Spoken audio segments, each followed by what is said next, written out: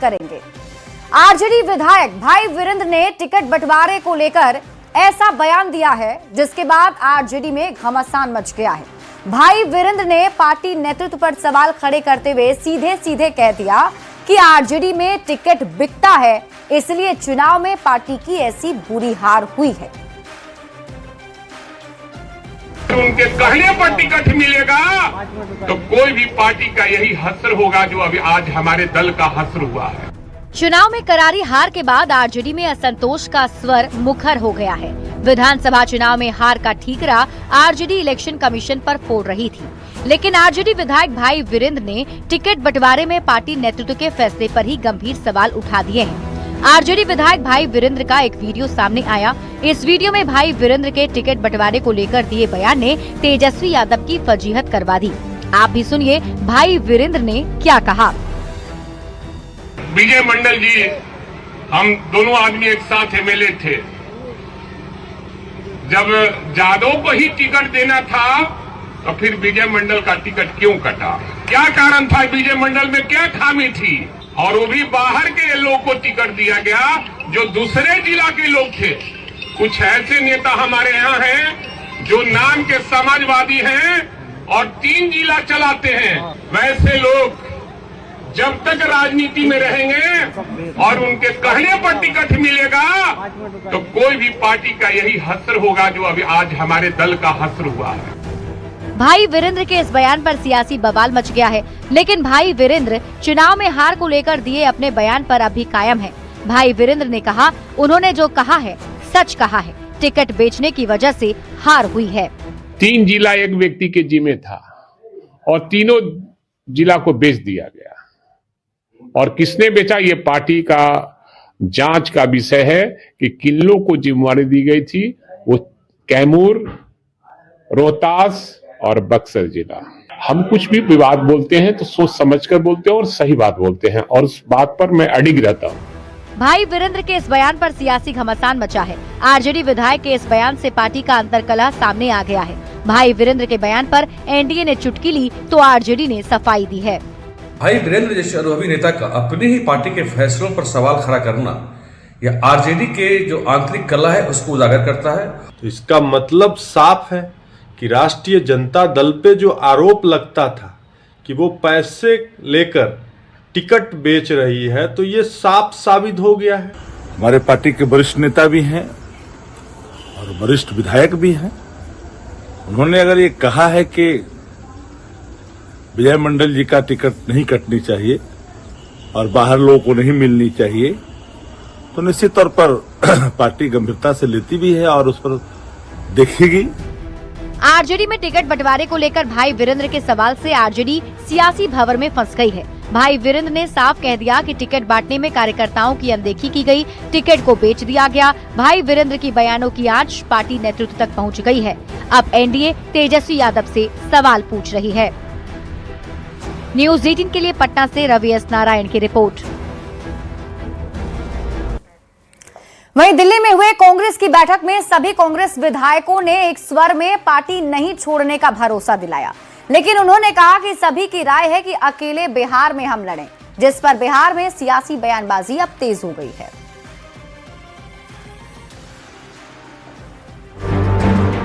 बिहार कांग्रेस को दिल्ली दरबार से बड़ी राहत मिली है। विधानसभा में चुनाव जीतने वाले जिन 6 विधायकों के टूट की अटकलें तेज थीं, वो पार्टी के शीर्ष नेतृत्व से मुलाकात के बाद एकजुट रहने की बात करने लगे हैं। लेकिन इस बैठक ने एक बार फिर कांग्रेस और आरजेडी के गठबंधन पर सवालिया निशान खड़ा कर दिया है, क्योंकि बैठक के बाद वाल्मीकि नगर से कांग्रेस विधायक सुरेंद्र प्रसाद ने कहा कि सभी की राय है कि अकेले बिहार में हम लड़े। राहुल जी का भी मत यही है कि अलग लड़ना चाहिए। राहुल जी का भी मत यही है कि हम लोग अलग लड़ेंगे। तो सवाल है कि क्या बिहार में कांग्रेस आरजेडी से पूरी तरह किनारा करने का मूड बना चुकी है? बूथ स्तर से लेकर प्रदेश स्तर तक हम अपनी कमेटी मजबूत करने जा रहे हैं, अपना संगठन मजबूत करने जा रहे हैं। आरजेडी के नेता कांग्रेस नेताओं को इस तरह के बयान से बचने की नसीहत दे रहे हैं। जो लोग इस तरह का बयान देते हैं उनको शीर्षस्थ नेतृत्व और शीर्षस्थ नेतृत्व के स्तर से जो बातें सामने आती है उसको भी देखना चाहिए। तो दूसरी ओर बीजेपी के नेता कांग्रेस और आरजेडी के रिश्ते पर तंज कसना नहीं भूलते। दिल्ली की बैठक में कांग्रेस ने मान लिया कि आरजेडी बोझ है। अब ये भी मान ले कि बिहार में वे खुद बोझ बन चुकी है। बिहार विधानसभा चुनाव में करारी हार के बाद कांग्रेस की बैठकों में पहले भी आरजेडी से अलग चलने की बातें होती थी। सवाल है कि क्या बिहार में कांग्रेस आरजेडी का गठबंधन टूट चुका है, बस ऐलान की औपचारिकता ही बची है। न्यूज 18 के लिए पटना से रवि एस नारायण के साथ ब्यूरो रिपोर्ट। देखिए, सीएम नीतीश कुमार के बेटे निशांत क्या राजनीति में आ रहे हैं? ये सवाल इसलिए क्योंकि केंद्रीय मंत्री ललन सिंह ने खुद नीतीश कुमार के सामने निशांत से ऐसी बात कह दी जिसके बाद निशांत के सियासत में आने की चर्चा अब और तेज हो गई है। ललन सिंह ने निशांत से कहा, अब तो मान जाइए, राजनीति में आ जाइए। तो क्या निशांत ललन सिंह की बात मान जाएंगे?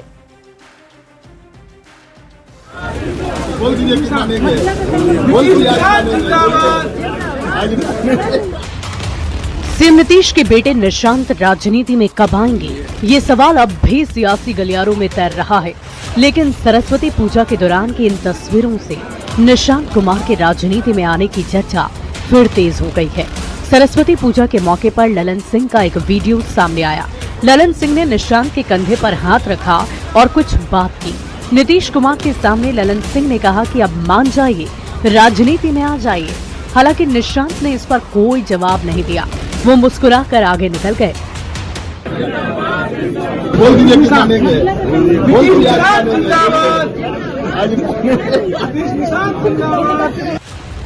सरस्वती पूजा के दौरान ललन सिंह की बात और निशांत की खामोशी ने एक बार फिर इस बात को हवा दे दी है कि क्या निशांत राजनीति में आ रहे हैं। निशांत को लेकर बयानबाजी का दौर लगातार जारी है। पार्टी के कई वरिष्ठ नेता और कार्यकर्ता चाहते हैं कि वो सक्रिय राजनीति में आए। अंतिम फैसला निशांत कुमार को स्वयं करना है और सभी को उसका सम्मान करना चाहिए। अब नीतीश जी समाजवाद से परिवारवाद की ओर आगे बढ़ रहे हैं। जदयू के एक सीनियर लीडर को केंद्र में मंत्री बनना था, तो उन्होंने निशांत कुमार जी को तकरीबन 2 करोड़ का फ्लैट गिफ्ट किया और वो मंत्री बन गए। और वो चाह रहे हैं कि निशांत जी राजनीति में बस ऐसे ही आ जाएं।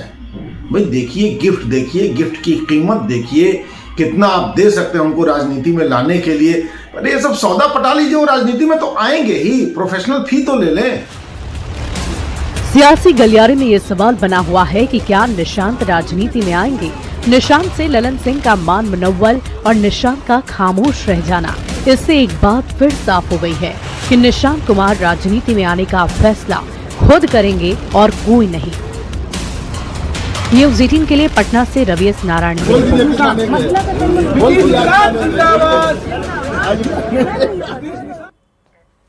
पूर्व कांग्रेस नेता शकील अहमद ने राहुल गांधी पर बहुत बड़ा हमला बोला है। शकील अहमद ने राहुल गांधी को भारतीय राजनीति का सबसे डरपोक और इनसिक्योर नेता बता दिया। उन्होंने कहा कि राहुल गांधी को मजबूत और सीनियर नेता पसंद नहीं है, उन्हें बॉस वाली फीलिंग चाहिए। शकील अहमद का राहुल गांधी पर सबसे बड़ा हमले ने बिहार का राजनीतिक पारा हाई कर दिया है।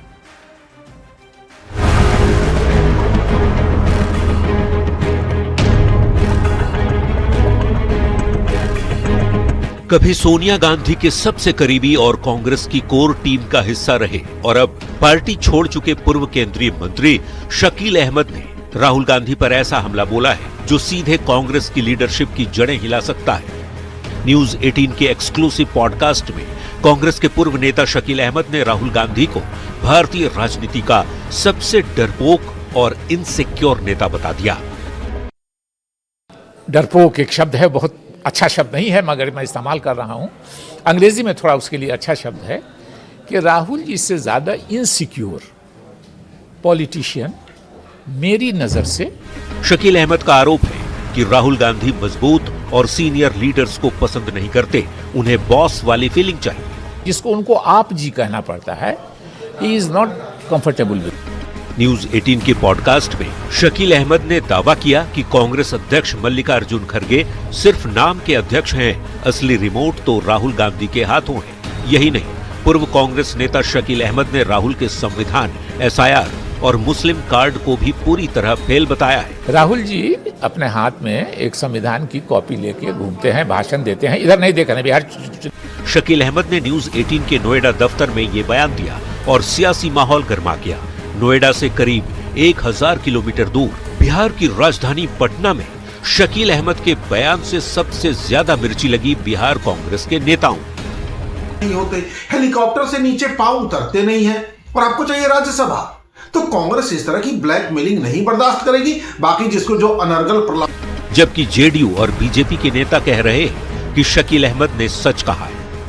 शकील अहमद साहब ने कांग्रेस पार्टी की कलई एक बार।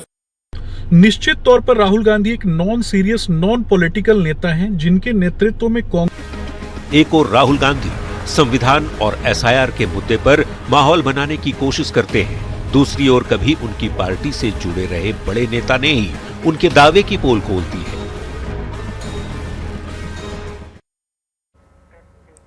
पटना में नीट छात्रा की कथित रेप के बाद मौत मामले में जांच टीम ही सवालों के घेरे में है। विशेष जांच टीम यानी एसआईटी ने अब तक एम्स मेडिकल बोर्ड को पूरे दस्तावेज उपलब्ध नहीं कराए हैं। वहां के डॉक्टर का कहना है कि अधूरे कागजों पर कोई निष्कर्ष निकालना संभव नहीं। पीएमसीएच रिपोर्ट ने यौन हिंसा की संभावना जताई थी, जिससे एम्स की समीक्षा बेहद अहम हो गई है। सवाल है, क्या इस बेहद गंभीर मामले में एसआईटी लीपापोती की कोशिश कर रही है?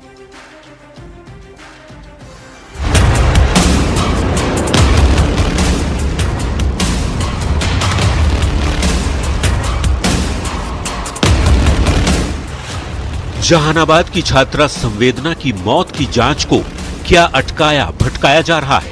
ये सवाल इसलिए क्योंकि पटना में हुई नीट छात्रा की मौत के बाद न्याय की उम्मीद लगाए परिजनों के लिए एक बेहद चिंताजनक खबर सामने आई है। मामले की तह तक पहुंचने के लिए गठित एसआईटी के सौंपे गए अधूरे दस्तावेज के चलते एम्स पटना की मेडिकल जांच बुरी तरह प्रभावित हो रही है। जी, ये कहना है खुद पटना एम्स के चिकित्सक का। फॉरेंसिक साइंस डिपार्टमेंट के हेड की माने तो वैज्ञानिक साक्ष्यों के अभाव में विशेषज्ञों की टीम किसी ठोस नतीजे पर नहीं पहुंच पा रही।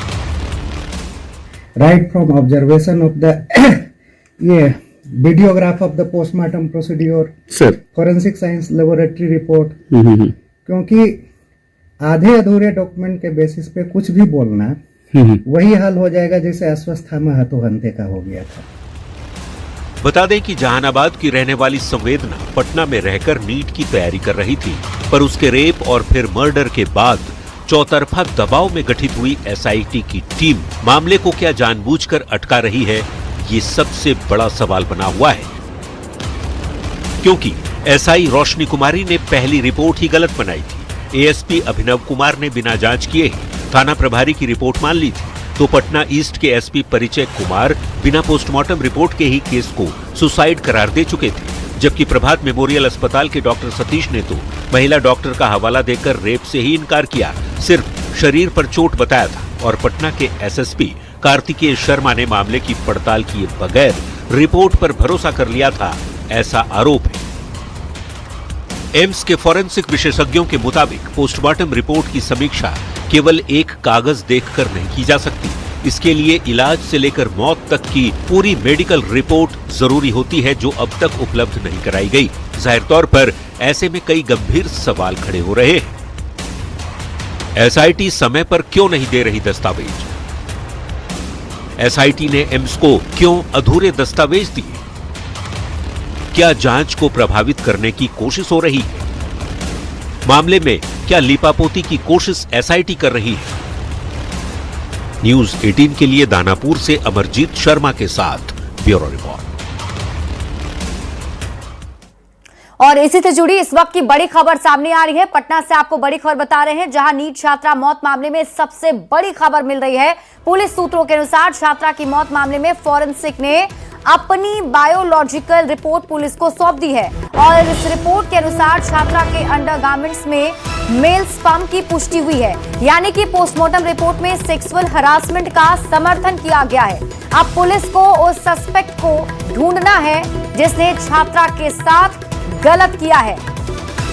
और न्यूज 18 संवाददाता अमित अधिक जानकारी के साथ जुड़ गए हैं। अमित, ये बहुत बड़ा खुलासा इस रिपोर्ट से, क्या कहना है पुलिस का अब?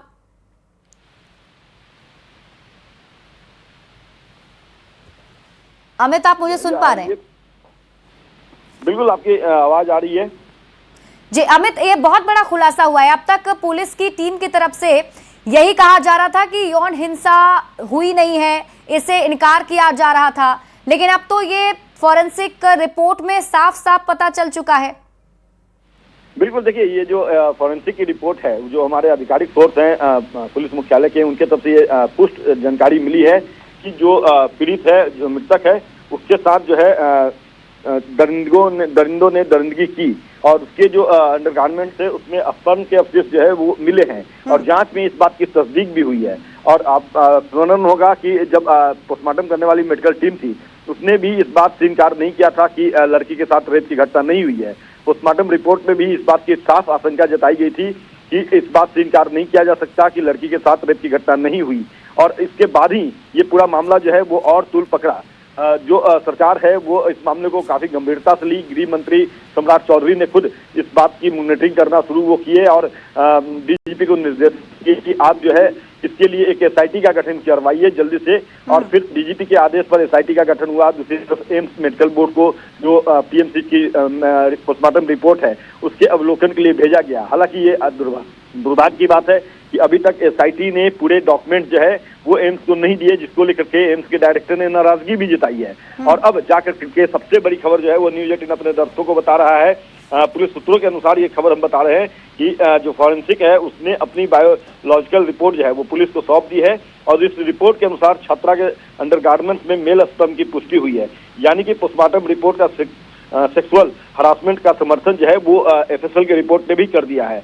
अब पुलिस को उस सस्पेक्ट को ढूंढना होगा जिसने ये कृत्य किया है, जिसने दरिंदगी की है। लेकिन सबसे अहम बात है यहाँ पे कि घटना के लगभग आज कह सकते हैं कि 10 दिन से ऊपर का वक्त बीत गया, फिर भी जो है लगभग 15 दिन का समय बीत गया है। 11 तारीख को लड़की की मौत हुई है और आज जाकर के जो है अब तक न तो होटल संचालिका गिरफ्तार की गई, ना ही उनके दोनों बेटे गिरफ्तार किए गए, ना ही वार्डन गिरफ्तार की गई हैं, ना ही जो अस्पताल प्रबंधक है उनके तरफ से किसी कर्मी को जो है वो हिरासत दिया गया।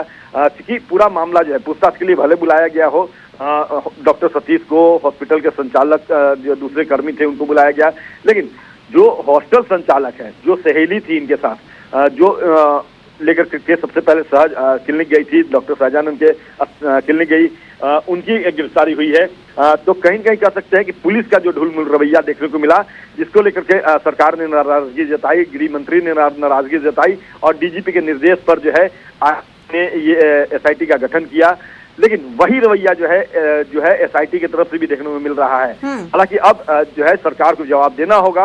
लगातार विपक्ष हो या हम न्यूज 18 जो है वो सरकार से पूछ रहे हैं कि आखिर क्यों ये ढुलमुल रवैया जो है वो अपनाया जा रहा है। अब तो इस बात की तस्दीक, इस बात की पुष्टि जो है एफएसएल की जो है रिपोर्ट में भी हो गई। तो अब सरकार क्या कहेगी, क्या दलील होगा पटना पुलिस के पास, ये देखना बेहद अहम होगा। क्योंकि देखिए, हड़बड़ाहट में नहीं बल्कि जल्दीबाजी में कह सकते हैं कि एसएसपी ने एक बयान दे दिया था कि लड़की के साथ रेप की घटना नहीं हुई है। पीएमसी का जो मेडिकल रिपोर्ट आया, जो पोस्टमार्टम रिपोर्ट आया, उसमें सीधे तौर पे लिखा गया कि लड़की के साथ रेप की घटना हुई, इस बात से इनकार नहीं किया जा सकता। लेकिन फिर भी पटना पुलिस जो है वो ठोसी दलील देती रही। पटना के एसएसपी कार्तिकेय के शर्मा हो या एएसपी हो अभिनव कुमार या जो एसएचओ थी रफी, तमाम जो लोग हैं एक सिरे से लड़की के साथ दरिंदगी की बात से इनकार करते रहे। और अब जब ये इस बात की तस्दीक खुद एफएसएल की रिपोर्ट में हो चुकी है, एफएसएल की जो अपनी बायोलॉजिकल रिपोर्ट है वो उसमें इस बात की तस्दीक हो चुकी है कि जो मृतक है उनके अंडरगारमेंट्स में पुरुष के जो है स्पर्म पाए गए थे। तो आखिर वो कौन है, इसको ढूंढना होगा और कहीं ना कहीं जवाबदेही अब सरकार को तय करनी पड़ेगी। अब तक ना तो थानेदार पे कार्रवाई हुई है, ना एएसपी पे कार्रवाई हुई है, ना सिटी एसपी पे कार्रवाई हुई है, ना एसएसपी पे कार्रवाई हुई है। तो कहीं ना कहीं कह सकते हैं कि सरकार जो है वो उनके तरफ से भी कहीं ना कहीं नजरअंदाज किया जा रहा है। इन अधिकारियों, लापरवाह अधिकारियों को नजरअंदाज किया जा रहा है। और यही वजह है कि चाहे एसआईटी हो, पटना पुलिस हो, दोनों का जो रवैया रहा वो काफी ढुलमुल रवैया रहा। और अब न्याय मिलना चाहिए, इस बात को लेकर के लगातार मुहिम चला रहा है न्यूज 18, लगातार जो है प्रशासन को जगा रहा है, सरकार को जगा रहा है, लेकिन सरकार जो है वो कुंभकर्णी नींद में सोई हुई है। अब तक कार्रवाई जो हो जानी चाहिए थी, एसएसपी से लेकर के एएसपी, सिटी एसपी, एसएसपी तक को तलब कर देना चाहिए था, वो नहीं हुआ। लेकिन अब जब रिपोर्ट आई है सामने, तो अब सरकार क्या करती है, क्या दलील पुलिस का होता है, ये देखना बेहद अहम होगा। बिल्कुल अमित, आप इस खबर पर नजर बनाकर रखिए, शुक्रिया इस अपडेट के लिए। और जरूर ये देखना होगा कि अब इस रिपोर्ट के आने के बाद एसआईटी की टीम किस आधार पर और किस तरीके से जांच को आगे ले जाती है। बढ़ते आगे, औरंगाबाद में 4 लापता बेटियों का सुराग नहीं मिल रहा है। बेटियों के लापता होने के मामले में नया एंगल भी सामने आया। हिंदू संगठन ने इस पूरी घटना का मास्टरमाइंड मुस्लिम लड़की को माना है, तो पुलिस का यह दावा है कि वो जल्द ही किसी ठोस नतीजे पर पहुंच जाएगी। ये रिपोर्ट देखिए। औरंगाबाद की 4 बेटियां लापता, बेटियों का क्यों नहीं मिला सुराग, गिरोह का शिकार बनी बेटियां। औरंगाबाद में पिछले 5 दिन से 4 बेटियों के लापता होने का रहस्य अनसुलझा है। देव थाना क्षेत्र से 4 नाबालिग लड़कियां एक साथ अचानक लापता हो गईं। 18 जनवरी से लापता इन लड़कियों का पुलिस को कोई सुराग नहीं मिल सका है। अब बेटियों के लापता होने के मामले ने तूल पकड़ लिया है। लापता एक लड़की के परिजन ने अन्य 3 लड़कियों पर अपनी बेटी को बहला फुसलाकर भगाने का आरोप लगाया है। परिजन को आशंका है कि उनकी बेटी किसी संगठित गिरोह का शिकार बन गई है। हम लोग को प्रशासन से यह है कि इसे सबको वापस कुशल बढ़िया से ना तो बेच भी सकता है। सब कितने दिन का मामला है ये आज 18 तारीख से है मामला, 6 दिन हो गया है। कोई पता नहीं चल रहा है अभी तक। एफआईआर हो चुका है। वहीं इस पूरे मामले में हिंदू संगठनों ने मास्टरमाइंड एक मुस्लिम लड़की को माना है। हिंदू संगठनों ने पुलिस को आवेदन देकर मामले का जल्द से जल्द खुलासा करने की मांग की है। और जब भी करती है तो ये हिंदू लड़की को टारगेट करती है। पिछले बार भी हिंदू लड़कियों को सिर्फ ली, और इस बार भी 4 में एक मुस्लिम ये थी और 3 हिंदू लड़की को इन्वॉल्व की। 4 बेटियों के लापता होने के मामले में पुलिस के रवैये पर भी सवाल खड़े हो रहे हैं। पुलिस का कहना है कि सर्वर स्लो होने की वजह से उनके फोन का सीडीआर नहीं मिल रहा। हालांकि पुलिस दावा कर रही है कि जल्द मामले को सुलझा लिया जाएगा। ये चारों लड़कियां आपस में दोस्त है और बराबर साथ में रहती थी। इसी संदेह के आधार पे उनको तीनों को नामजद करके एफआईआर दर्ज कराया गया है, जिसका अनुसंधान अभी किया जा रहा है। अभी वर्तमान में उनके सारे मोबाइल और टेक्निकल आधार पर सब जानकारी इकट्ठा की जा रही है। एक साथ 4 लड़कियों के लापता होने की पूरी इलाके में चर्चा हो रही है। पुलिस जल्द नतीजे पर पहुंचने की बात कर रही है, लेकिन बड़ा सवाल है कि 4 लड़कियां आखिर कहां गई? क्या किसी गिरोह का शिकार बन गई लड़कियां? क्या बेटियों को बेच दिया गया? पुलिस को आखिर सुराग क्यों नहीं मिल रहे? न्यूज 18 के लिए औरंगाबाद से संजय सिन्हा की रिपोर्ट। और अगली खबर आपको पटना से बताते हैं, जहां आरजेडी ने कर्पूरी जयंती समारोह का आयोजन किया। नेता प्रतिपक्ष तेजस्वी यादव, अब्दुल बारी सिद्दीकी, प्रदेश अध्यक्ष मंगनी लाल मंडल समेत कई नेता इसमें मौजूद थे। नेता प्रतिपक्ष तेजस्वी यादव ने कहा कि जयंती पर संकल्प लें कि कर्पूरी जी के सपने को पूरा करना है। बिहार में शिक्षा, रोजगार और स्वास्थ्य में बदलाव है। सत्ता में वही लोग हैं जो कर्पूरी ठाकुर का विरोध करते थे। हम सब लोगों को संकल्प लेकर के जाना चाहिए कि आने वाला जो चुनौती है, जो लड़ाई है, अभी तक कर्पूरी जी का वो जो सपना पूरा नहीं हुआ, उस सपने को हम लोगों को पूरा आने वाले भविष्य में करना है। बिहार की जो स्थिति है, गरीबी है, बेरोजगारी है, पलायन है, शिक्षा के मामले में, चिकित्सा के मामले में बिहार सबसे फिसड्डी राज्य है। न कारखाना है, न फैक्ट्री है, न उद्योग है, मजदूर बदहाल है, किसान तबाह है, लेकिन सरकार को कोई चिंता नहीं है। बड़ी खबर आपको सासाराम से बताते हैं, जहां शिव सागर थाना क्षेत्र के पटखलिया गांव में एक बैंक के सीएसपी संचालक को गोली मारकर 1.5 लाख रुपए कैश और सोने का चेन लूट लिया गया। घायल सीएसपी संचालक राकेश कुमार को इलाज के लिए सासाराम के सदर अस्पताल में भर्ती कराया गया है। बताया जा रहा है कि बाइक सवार अपराधियों ने शिवसागर के पटखलिया के पास राकेश को घेर लिया और उससे पैसे लूट लिए। जानकारी के मुताबिक वो अपने सीएसपी से पैसे लेकर बैंक की ओर जा रहे थे, तभी अपराधियों ने वारदात को अंजाम दिया है। इस दौरान कई राउंड हवाई फायरिंग भी की गई। गोली राकेश कुमार के पैर में लगी है। शिवसागर थाना में गए थे काम से, तो हम लोग के पास अचानक सुना है कि हमारे पैर में कोई गोली मार दिया है। छीन छपाट करने वाला उनके पास एक सिकड़ी छीना है, 1.5 लाख रुपए कैश लिए थे। वो सब छीन छपाट करके इनसे मोबाइल भी छीना, मोबाइल फेंक फाकर भाग गया है। खबर आपको दानापुर से दिखाते हैं, जहां दानापुर थाना क्षेत्र में पुलिस ने अवैध बूचड़खाने पर बड़ी कार्रवाई करते हुए छापेमारी की है और इस दौरान पुलिस ने बूचड़खाने से 6 से अधिक गाय और बछड़ों को बरामद किया है। छापेमारी के दौरान पुलिस और स्थानीय लोगों के बीच नोकझोंक भी हुई, जिससे माहौल तनावपूर्ण हो गया। मौके पर भारी संख्या में पुलिस बल की तैनाती कर कैंप किया जा रहा है। वहीं मामले में पुलिस का कहना है कि मामले की जांच कर दोषियों पर सख्त कार्रवाई की जाएगी। दानापुर थाना अंतर्गत बीबीगढ़ डालवर रोड के रहने वाले राकेश कुमार की 3 गायें 2-3 दिन पहले चोरी हो गई थी, जिस संबंध में राकेश कुमार द्वारा उक्त गाय को खोजने के क्रम में बीबीगंज लालकोठी स्थित कसाई मोहल्ला गए थे, जहां पर गाय चोरी के मामले को लेकर राकेश कुमार का वहां के स्थानीय लोगों से विवाद हो गया था। पुलिस को सूचना मिलने पर पुलिस तत्काल घटनास्थल पर पहुंची और पुलिस के द्वारा विवाद को शांत किया गया। उक्त स्थान पर राकेश कुमार की दानापुर से बड़ी खबर मिल रही है। झुलसने से 2 बच्चों की मौत की खबर है। जानकारी के मुताबिक झोपड़ी में आग लग जाने की वजह से ये बड़ा हादसा हुआ है। भगवानगंज थाना क्षेत्र का ये पूरा मामला बताया जा रहा है। दनड़ा गांव में खलिहान की झोपड़ी में आग लग गई और अब पुलिस इस पूरे मामले की जांच पड़ताल में जुटी हुई है। फिलहाल आग किस वजह से लगी, कैसे लगी, इसकी जानकारी नहीं मिल पाई है, लेकिन झुलसने की वजह से 2 बच्चों की मौत हो गई है। दानापुर से आपको इस वक्त की बड़ी खबर बता रहे हैं, जहां झोपड़ी में आग लगने से बड़ा हादसा हो गया। यहां 2 बच्चे इस आग की चपेट में आ गए। झुलसने से दोनों बच्चों की मौत हो गई है। भगवानगंज थाना क्षेत्र का ये पूरा मामला बताया जा रहा है। खबर आपको अरवल से दिखाते हैं, जहां बीआरसी इटवा में संचालित स्कूल के एक कमरे में आग लगने से एक छात्र बुरी तरह झुलस गया, जिसके बाद छात्र को गंभीर हालत में पटना रेफर किया गया है। स्कूल में निर्माण चल रहा है, जिसके चलते बीआरसी भवन में बच्चों की पढ़ाई कराई जा रही थी, जहां कमरे की साफ सफाई के दौरान स्प्रिट मिलने पर 3 बच्चों ने मिलकर एक प्रयोग शुरू किया। स्प्रिट को जमीन पर गिराकर एक बच्चे ने माचिस की तीली जला दी, जिसमें एक छात्र बुरी तरह से झुलस गया है।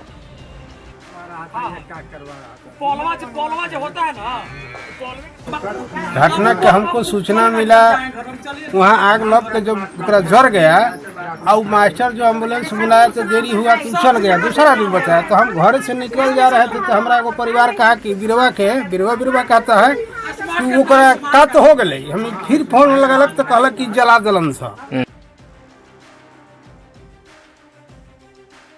तो अरवल से आपको एक खबर बता रहे हैं, जहां स्कूल में आग लग जाने की वजह से बच्चा झुलस गया है। गंभीर हालत में बच्चे को पटना रेफर किया गया है। जानकारी के मुताबिक ज्वलनशील पदार्थ से आग लग गई थी। स्प्रिट में बच्चों ने आग लगाई और इस अगलगी में एक बच्चा जो है वो झुलस गया है। हालांकि अच्छी बात रही कि कुछ और छात्र वहां पर मौजूद थे जो बाल बच गए। एक बच्चे की झुलसने की खबर है। पोलवा जो होता है ना, पोलवे के साथ पेंटिंग करवा रहे थे।